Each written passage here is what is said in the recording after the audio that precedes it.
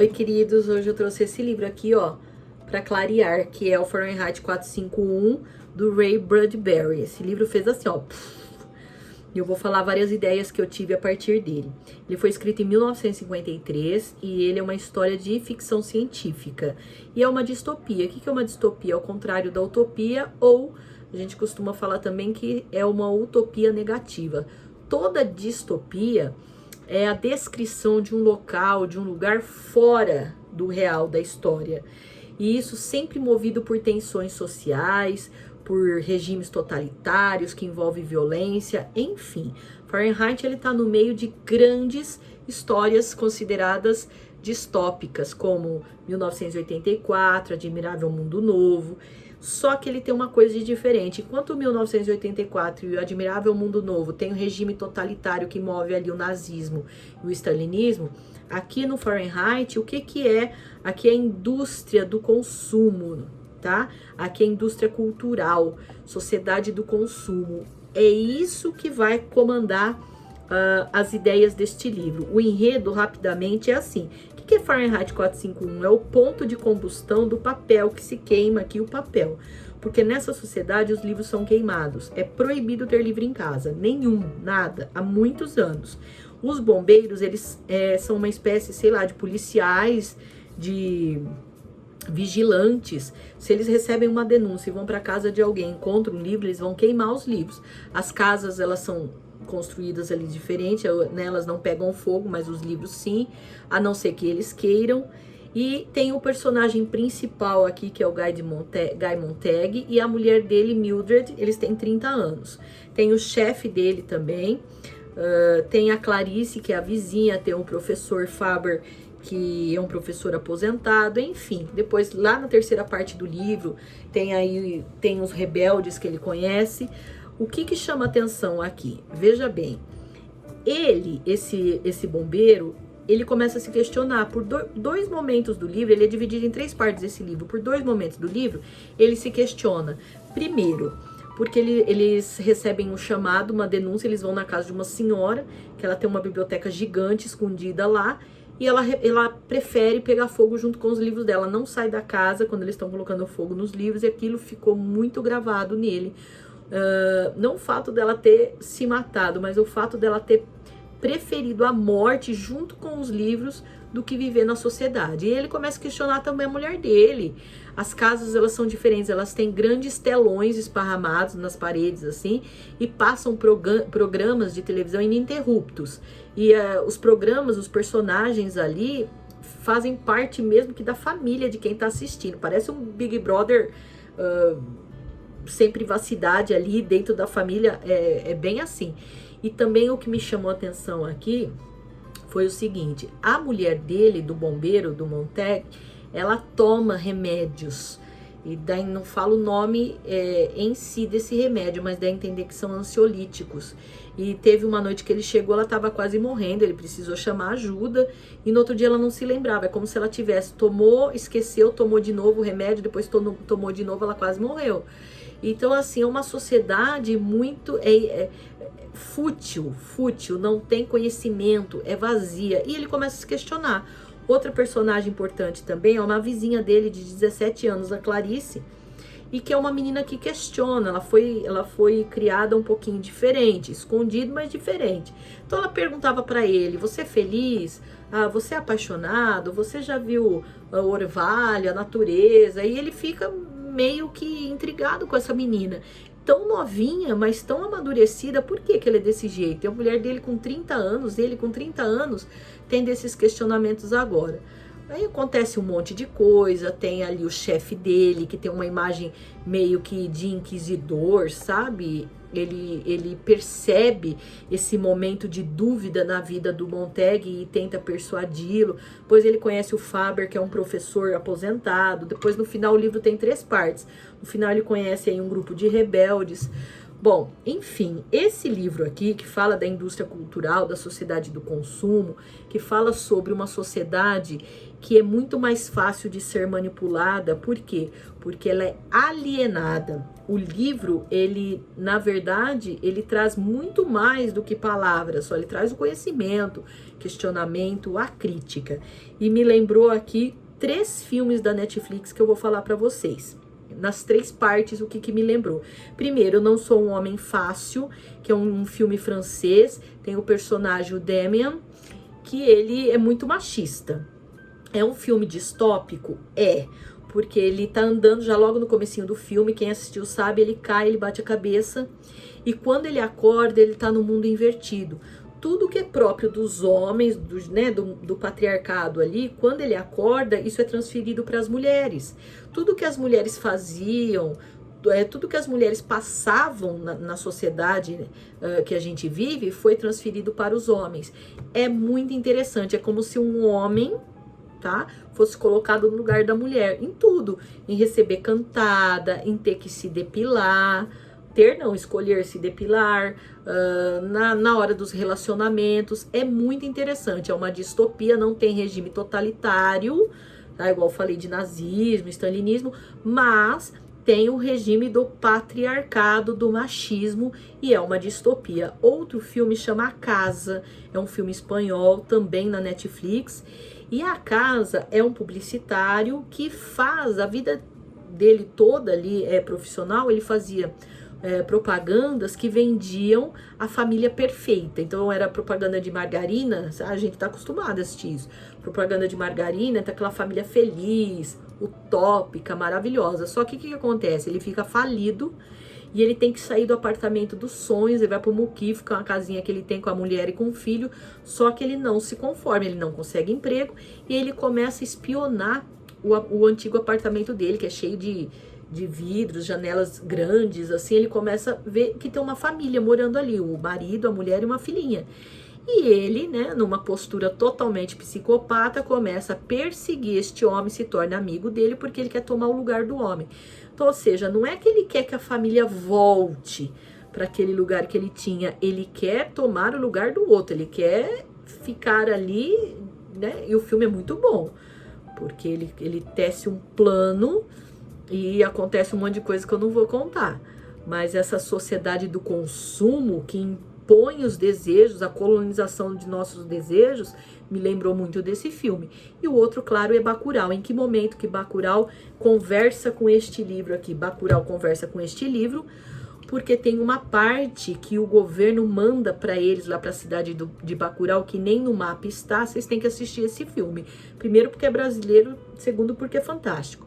O governo manda para lá, joga um monte de livros no chão, como se fosse lixo, e manda também um monte de remédio vencido. Esses remédios são ansiolíticos. A Sônia Braga, que faz a médica, ela alerta a população, tá tudo vencido, isso daqui é remédio que vai mexer com a tua cabeça, lá no filme. Então me lembrou, porque no livro é concedido para eles esse tipo de remédio, para alienar, para deixar a pessoa fora da realidade. Então esses 3 filmes, eu perguntei, o que você faz no teu momento aí de lazer?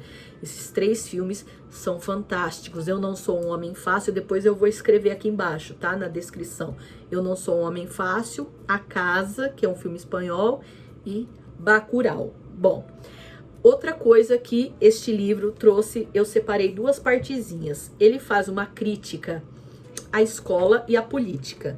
Eu vou ter que ler um pedacinho porque é muito bom. Então ele fala assim, ele vai se questionando. Dizem que eu sou antissocial, mas eu não me acho antissocial. Social para mim significa conversar com você sobre coisas como esta. Uma hora, aí ele começa a falar da escola aqui nesse trecho, 1 hora de aula pela TV, 1 hora jogando basquete ou beisebol ou correndo, outra hora transcrevendo histórias ou pintando quadros e mais esportes. Mas sabe, nunca fazemos perguntas, porque ele fala que a escola dá respostas prontas, mas não permite que as pessoas façam perguntas. Por isso que os livros são proibidos aqui, porque o livro, muitos livros, eles não te dão respostas prontas, eles fazem você ficar questionando. E isso é mais difícil de manipular, uma pessoa que questiona. Uma pessoa que não entende o seu entorno, a sua realidade, ela vai ser mais fácil aí de colocar ideias prontas, projetadas na cabeça dela. E outra parte é política, porque o Montag, que é o personagem, ele começa a ficar... ele não consegue conversar com a mulher dele, porque ele quer saber o que tem nos livros, ele esconde um livro embaixo do travesseiro, ele quer que ela o acompanhe nessas ideias, mas ela não acompanha, porque ela é fútil, ela é vazia, ela não consegue acompanhar. Então tem um momento que ela fala assim, ó, vamos falar de política para o Guy ficar feliz? Aí ela conversa com outra mulher. Como todo mundo, eu votei na última eleição e assinei embaixo pelo presidente Nobel. É claro, acho que ele é um dos homens mais bonitos que já chegaram à presidência. Ah, mas também com o homem que a oposição lançou para disputar com ele, não era grande coisa, não é mesmo? Meio baixinho e feio. E aí começa a falar, ela disse era gorda, e lá embaixo, assim, como era uma sociedade do entretenimento, que a todo momento eles tinham que estarem felizes, tinha muito programa de palhaço, de mágico, enfim. Aqui ela fala de política, mas ela fala por que ela vota nesse? Pelo nome, pela aparência física, mais para baixo fala ali porque é um palhaço. Então as pessoas aqui, elas depositam o voto da sociedade não pela profundidade das ideias, da idoneidade, mas por aquilo que é projetado e plantado na cabeça delas através do quê? Da televisão. Os livros, também não falei sobre isso. Por que os livros, lá atrás, quando o Montag entrou para ser bombeiro, ele fazia 10 anos que ele era bombeiro. Quando ele entrou, ele tem um livro de regras. Nas regras falam que quando a humanidade lia, ela era melancólica, questionadora, tinha tristezas, porque os livros davam questionamentos. Então eles não queriam, eles queriam uma sociedade feliz. Então eles davam o ópio para o povo. O que era o ópio? O entretenimento, o pão e circo, os ansiolíticos. Essa é a sociedade deste livro. Me lembrou muito também Adorno, que é um filósofo alemão. Ele foi um músico, ele foi várias coisas, mas foi muito importante a participação do pensamento dele. Então, na Alemanha, ele nasceu em 1903. Lá em 1930, 1934, ele foi expulso. Ele dava aula já na universidade lá na Alemanha. E aí ele fugiu para Oxford, na Inglaterra, depois para Nova York, Estados Unidos. Quando ele chegou lá nos Estados Unidos, ele se deparou com uma sociedade trabalhadora diferente da que ele via na Alemanha. E uma parte aqui do pensamento dele foi essa partezinha do Adorno que me chamou a atenção, porque ele começou a comparar ali as pessoas da classe média e os trabalhadores, a classe proletária, no seu momento de ócio, no seu momento de lazer, porque para o Adorno, o momento de lazer era o tempo em que a pessoa poderia o quê? Otimizar ferramentas para compreender a realidade que o cerca e se tornar o quê? Uma versão melhor de si mesmo. Então ele percebeu que neste momento ali é que as pessoas eram bombardeadas pelo quê? Pela sociedade do consumo. E aí me lembra também desse termo aqui, o fetiche do consumo, que nos remete a Marx, mas eu acho que tá mais para Freud aqui. Como nós somos colonizados nos nossos desejos. Aquilo que a gente quer comprar, aquilo que a gente deseja comprar, será que aquilo é nosso ou foi colocado ali como uma necessidade?